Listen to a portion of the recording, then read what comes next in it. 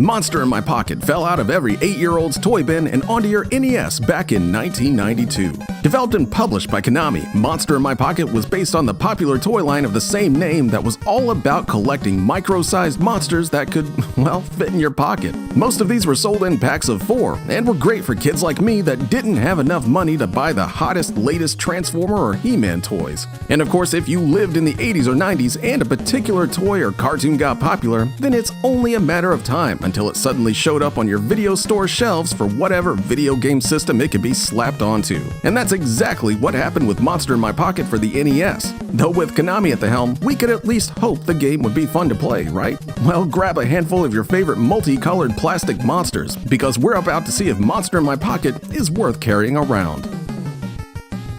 Start up Monster in My Pocket and you're treated to the aforementioned monsters exploding out of some poor kid's pants pocket, and then move on to selecting which monster you want to play as. You can either choose to play as the Vampire or the Monster, which is their actual names because I assume Matchbox didn't want to pay royalty fees out the ass. After you've chosen your generic monster to play as, you get a super basic story cutscene that would feel at home on any bad 90s Saturday morning cartoon show. Basically, some guy named Warlock sent out his minions while Vampire and the Monster were busy watching TV. And now it's up to you to stop them, and stop them you will as soon as you press the start button.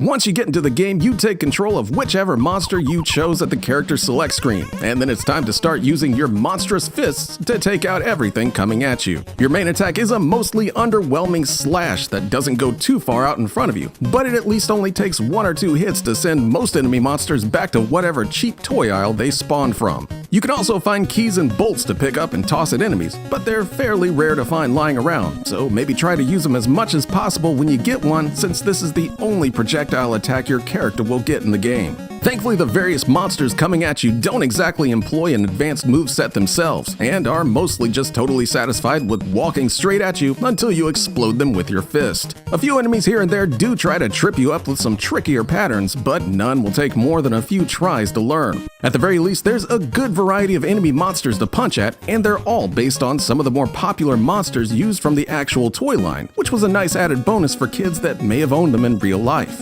Boss monsters do of course show up at the end of each level, but keeping with the theme from the rest of the game, are mostly simple and easy to take out thanks to none of them having more than 2 or 3 total attacks to dodge. Overall, yes, the gameplay here is yet another overly simple side-scrolling action game on the NES, but it's actually really fun. Simplistic or not, Konami seemed to have this kind of game down to a science at this point, and it definitely shows with Monster in My Pocket.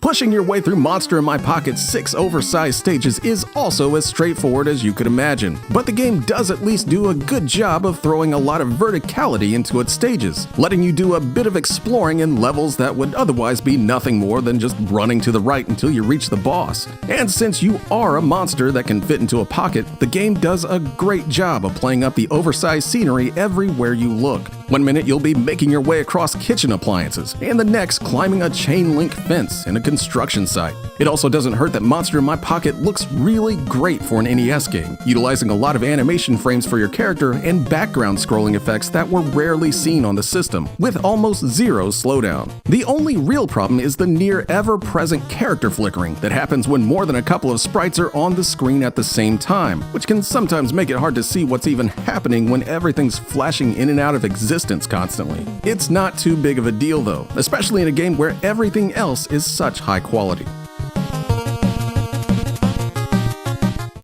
Monster in My Pocket may have come out a little late on the NES for very many kids to really take notice. I mean, it came out a full 2 years after the Super NES was launched at this point. But it's still a surprisingly fun game to sit down with. It's a simple, mindless action game that Konami was so damn good at making on the NES. No, it's not very long or challenging at all, but if you were a kid like me back then, this was one of those games that was always at the top of your video store rental list if nothing new or better was in. I never got tired of bringing Monster Monster in My Pocket back from the video store because I always knew it was gonna provide a solid weekend of fun, especially if anyone else was around to play the 2-player co-op mode with me. And while the source material it's based on wasn't exactly the most exciting toy around, the game itself went above and beyond to deliver a great time on a system that wasn't seeing too many quality games released for it anymore. So yes, I totally recommend Monster in My Pocket to anyone looking for a fun, quick game to play with friends this Halloween, or really anytime, since these monsters are definitely worth keeping out of your pocket and inside your NES.